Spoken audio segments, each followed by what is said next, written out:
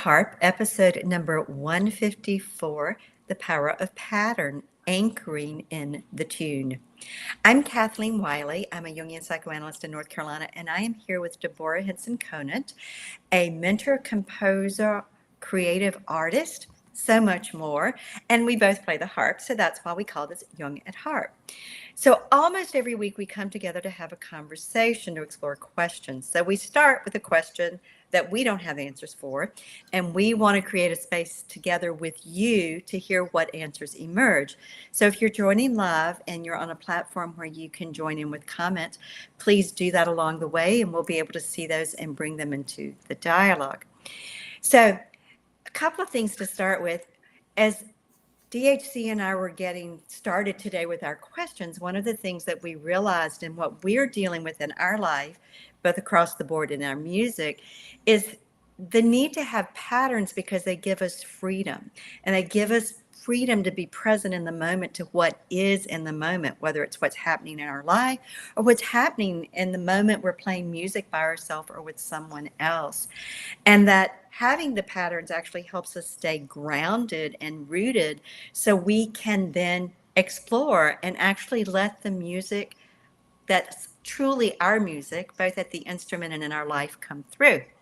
So, Deborah, do you want to jump in here? Yeah, sure. I mean, I'm so interested in this because I'm just about to. There are 4 different quarters in Hip Harp Academy where I teach harp. So I'm a performer and I'm a composer, and I also have this online academy where I teach harpists. And every quarter we look at music through a different lens. And this last quarter, it was all about grounding expansion. And the next quarter coming up is about the power of pattern.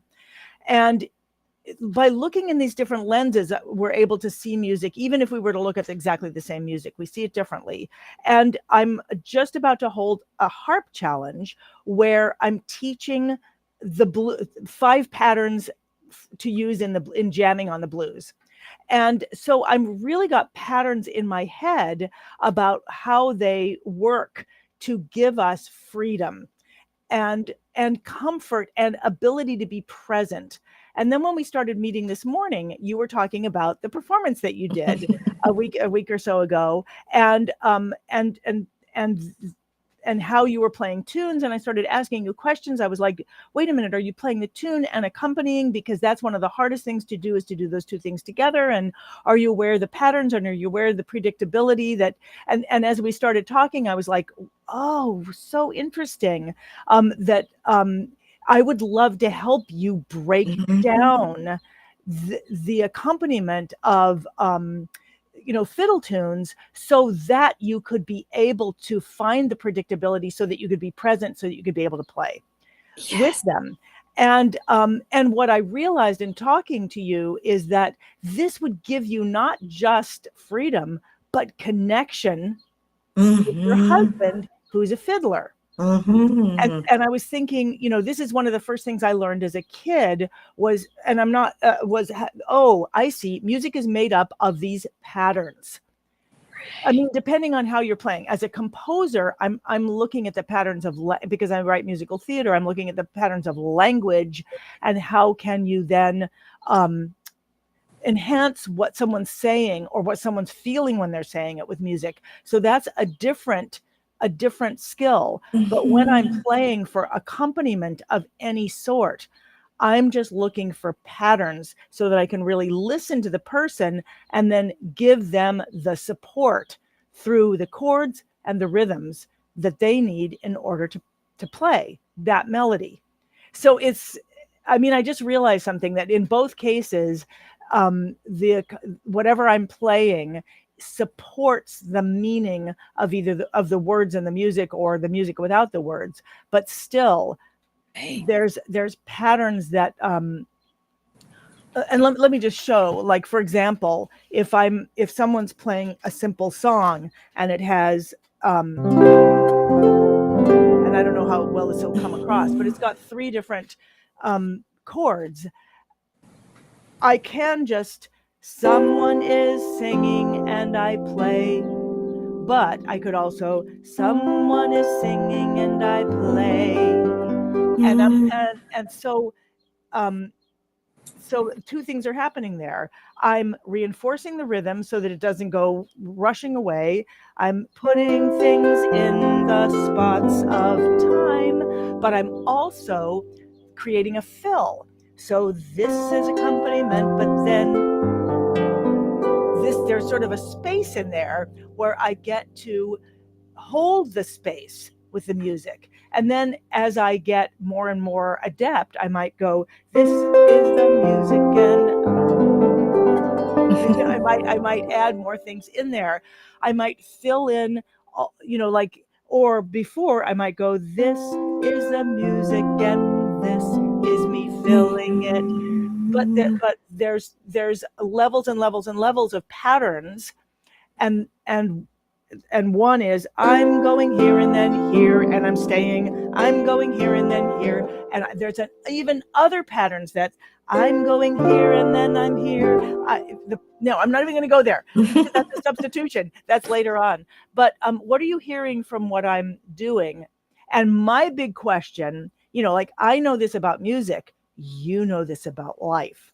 So my big question is, how can I use this same concept in my own life where I'm not as grounded and as present? Yeah, I was making all kinds of notes while you were talking because things were perking. Yeah, one of the things that occurs to me is that the patterns provide support because you are able to connect with the rhythm. So for the tune, it's like once you've got the pattern, then you also begin to have the rhythm. And how true that is for us. If I know the patterns of how I work, then for instance, I like having some more leisurely time in the morning before I have to get out of the door. So even if I have to be at the airport for, a 5 or 6 a.m. flight, I'm still going to get up early enough to allow myself that 30 minutes of just leisurely time with tea for meditation, contemplation that I would on any other day. Whereas other people can get right up, get dressed in 25 minutes, they're out the door. But if I did that, it would just throw my presence with myself off all day long. I know that part of my rhythm, part of the pattern of who I am, is I need that time to just be with me. And so when we know our patterns, then it allows us to stay in our own rhythm when things around us are changing, whether it's the structure of our day is changing, relationships are all of a sudden changing, people are acting in ways they haven't, or we're playing a tune and, the musician we're playing with does something unexpected, or we do something unexpected on the Right. harp. Uh, so that there is a way that knowing the patterns and being able to stay in one's rhythm, to me, seem to go together. And also it occurs to me that's true for the music too, is that knowing the patterns is a way also then of being able to stay in the rhythm. And once we do that, then when we're rooted in our own center, we're rooted in our own being, then we have access to all kinds of energies internally, all kinds of possibilities with music, but also all kinds of possibilities in terms of choices we make in a given moment in time. Yeah, I'm really struck by when you're talking about. I was just thinking about what are some of the terms that are used for these chords like this, and one of them is they're called the changes. They are literally called the changes. Another is that they're called the progression. So the changes are just what changes you're making as you go. The progression is a specific progression. Anyway, it doesn't really matter the difference between them. But the other thing that I really got as you were speaking, I was thinking about how when you put a picking pattern into music, let's say I put that one in. I'm going to play the change. I was actually able to slow down, and yet I was able to stretch the time by having those.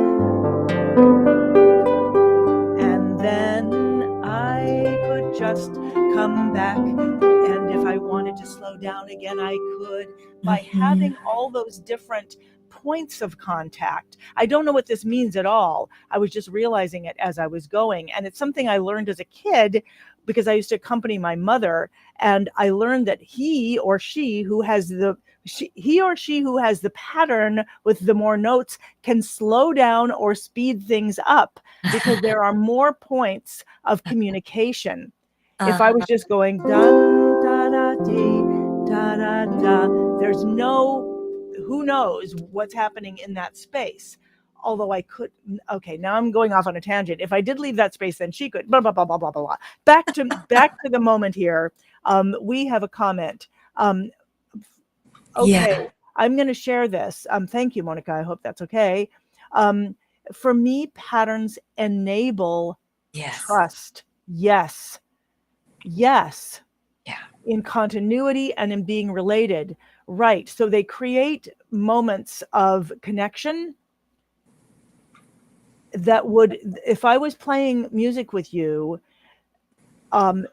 your picking pattern or how you shared the rhythm, the patterns that you, if you were willing to let me hear the patterns, then I would know, then I could be more connected with you. It lets me in. Versus if you were playing patterns and I didn't know where you were, I didn't know what the harmonies that you were going. And, you were talking about this, Kathleen, you were talking about how you love going back to this class in Hip Harp Academy called Summer Harp Jam. Summer Harp Jam is all about harmonic patterns. And then you learn the harmonic patterns and then you learn different things to do with them, blah, blah, blah. And it's also part of the power of pattern. And when people improvise together for the first time, at least jazz players, one of the first things they'll do is choose just a pattern, like maybe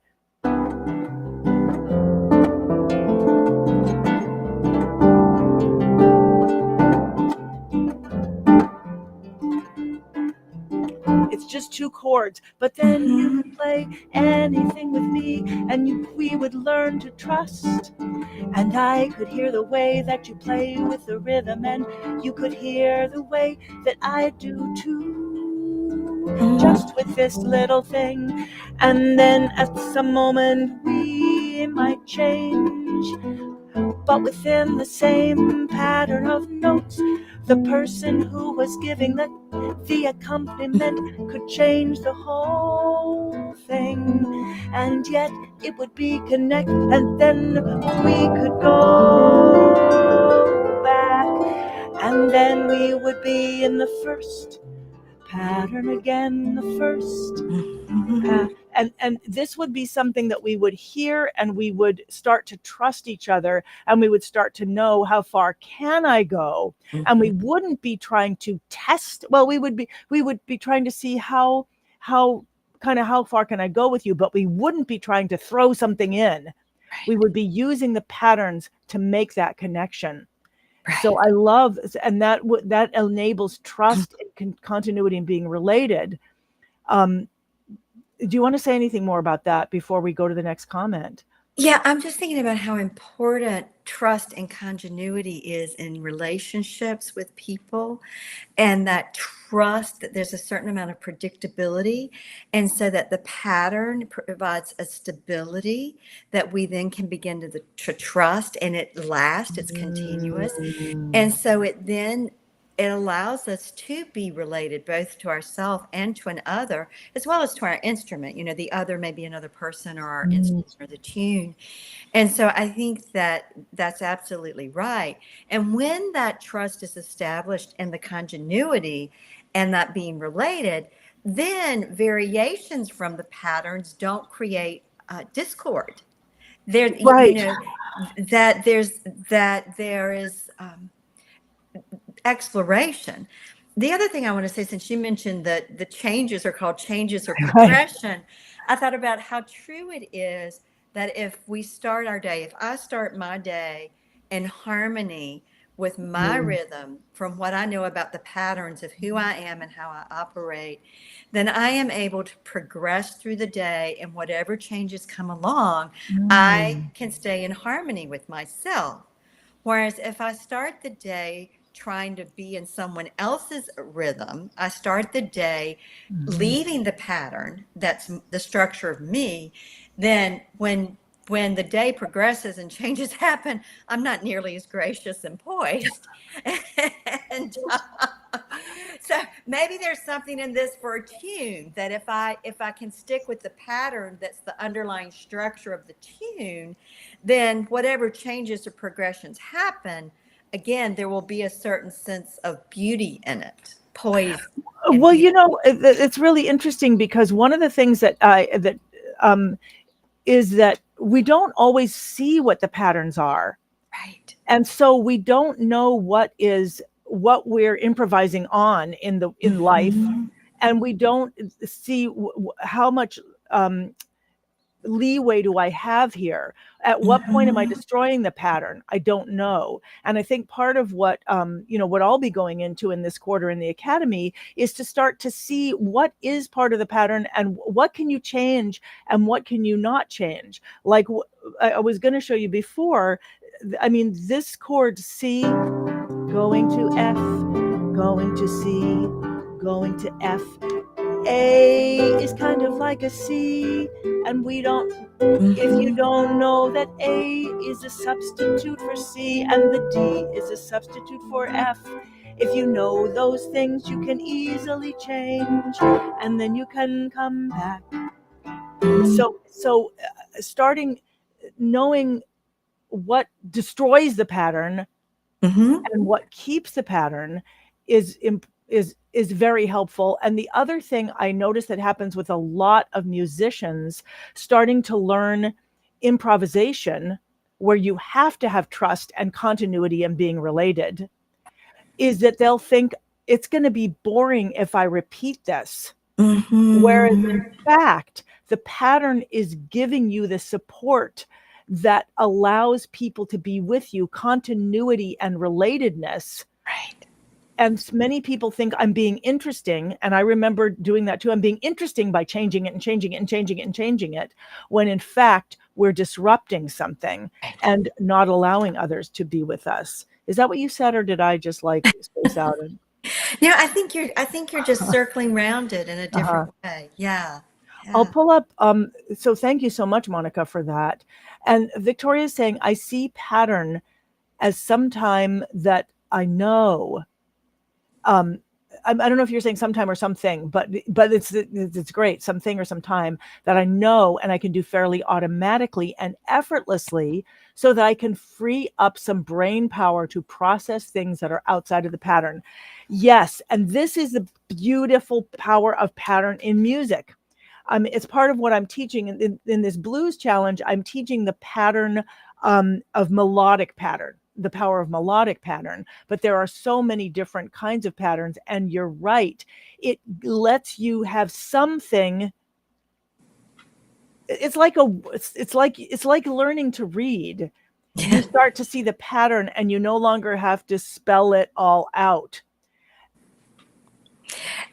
Yeah, I mean, I'm thinking about what you've said, Victoria, also in relationship again to ourself, that if we are in the pattern of our own nature and our own being, if we know our own manual, so to speak, to use Jung's language, if I know my operating system and I operate according to my operating system, then that will free me up to process things that are not a part of my operating system, that are not a part of my natural rhythm. But if we're already out of sync with our natural rhythm, we don't have access to do that energetically. And so, what you're saying is true on so many dimensions. Can you talk a little bit more about that? The manual of our operating system? How did I Oh, miss that? so Jung, yeah. So one of, Jung says a lot, but one of the things that he said that he says that we can have a generic template for psyche, but that every individual psyche needs its own manual. That the generic template of psyche, the psychic structure, so to speak, is like our skeleton. But just like our physical skeleton, they're all fleshed out very differently, and we all look very different, and we all have unique fingerprints and voice prints. And we each have our own unique psychic operating manual is what Now, do you have that manual for yourself? Like, did you write it out? well, I don't. um, so Wait, I have another question. yeah. If I were to write that manual of myself, what would be some of the headers?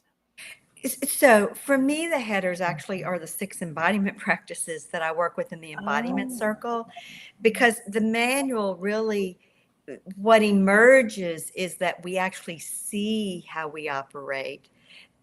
Then if we see how we're operating, we can more effectively choose to intervene in it. So what are the headers? Body awareness is developing that psychic muscle at any given moment in time to know what's going on in your body, and that's a backdrop that's always there with everything else you're doing, to be tuned into your muscle tension and have that ability to help yourself relax when you tighten, because the tighter the muscles get, it blocks the flow. So through body awareness, you also then begin to pay attention to where do you tighten and block the flow? Where do you loosen? It also allows you, when you tighten, if you see it, to be able then to intervene on that with rhythmic breathing, slowing your breathing down, doing deep breathing. So again, being aware of your breath and then consciously engaging the breath becomes a way to be with yourself. And then mind awareness, knowing what's going on, because at any given moment in time, when there's a body sensation, or there's muscle tightening or change in the breathing, the psyche is automatically producing an image that will evoke a thought. This is just how our psyche works. There's so much that's always going on. I call it on the screen in the back of the brain that we don't register consciously or cognitively, because there's only so much we can register consciously and cognitively at any given moment in time. But that doesn't mean there's not a lot going on. And I do believe and have seen through my own life, as well as people I work with, the capacity to be tuned into that and attentive to what's happening can increase, because once we develop that, we have this conduit, we have this channel of information that's arising from our own deep knowing that is the true nature, that's far bigger than the personality or the persona we're in at any given moment in time. Wow. So what I got, and tell me if I'm getting this, is that, and I may have put this in, that there is a sort of a chaotic A patterning, and that we want to help it find a channel through patterning. For example, the pattern, and maybe this is not a pattern, of checking in to see where is the tension in my body, to check in for my breath. Now, maybe I'm hearing this wrong, and so I heard you saying that the subjects of in your manual are what you teach in the embodiment circle, Right. and some of the subjects in mine are what I teach in creative resonance in the academy, which is one of the beautiful things about sharing with people.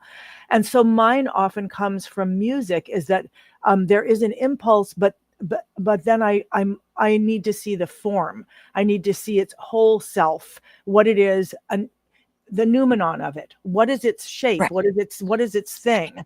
Before I then start observing its characteristics, and Right. before I then start seeing the roles and how it will engage with people, before then I start practicing with it, before then I start deconstructing it so that I can share it and make new things out of it. And then there's lift off and glide, but there's all this. So that would be, but is that my, what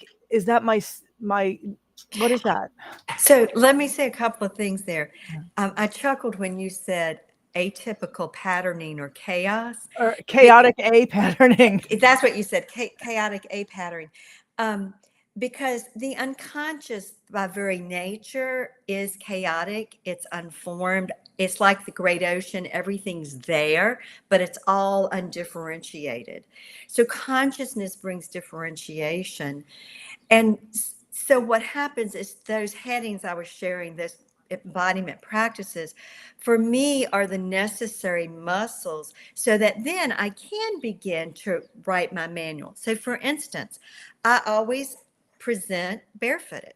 So when I played harp at the concert on Saturday night, I was barefooted. And before I ever present, I've done lots of presenting in front of crowds of 200, 300, 400, 500 people, and I don't get anxious, but I'm always barefooted.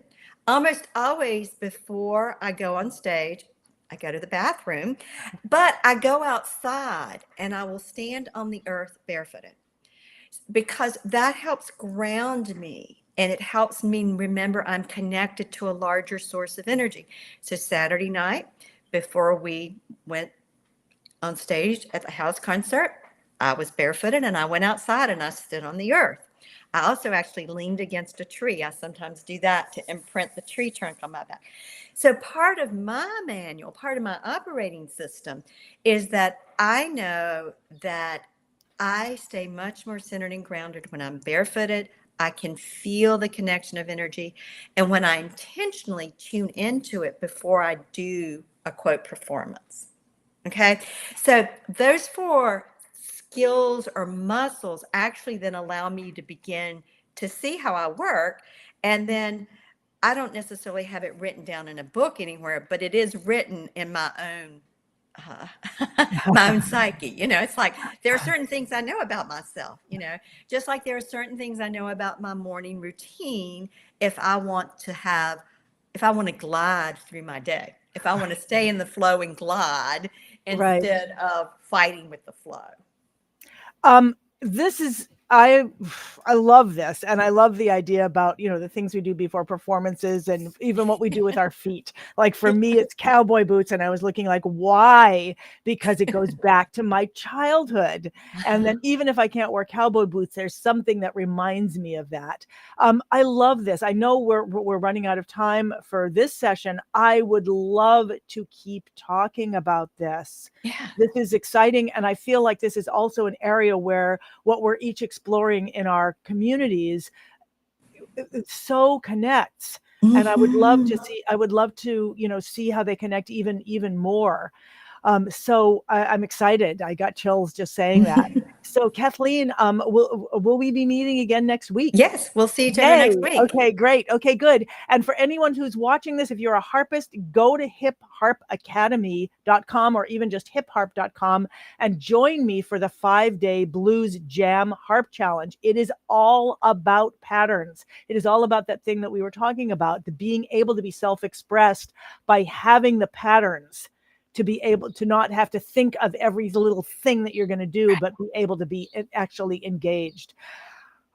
Thank you, Victoria, and thank you, Monica, for being part of this conversation, and everyone else who was here and part of it, even though we may not have seen your comments. And we love your comments afterwards. And Kathleen, the journey continues and ever more exciting.